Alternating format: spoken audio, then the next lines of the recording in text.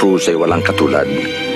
2,000 taon na ang nakalipas, sinugo ng Diyos ang kanyang anak, si Jesucristo, upang maging alay sa kasalanan ng lahat ng tao. Namatay siya para sa iyo. Ang kanyang muling pagkabuhay ay walang katulad. 3 araw pagkatapos niyang mamatay, si Jesus ay muling nabuhay.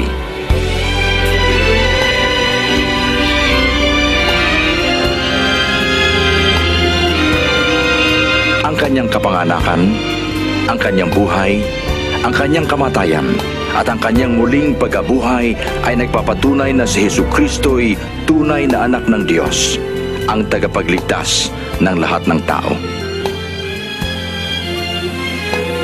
Ang Jesus na ito'y buhay ngayon. Nais niyang pumasok sa iyong buhay.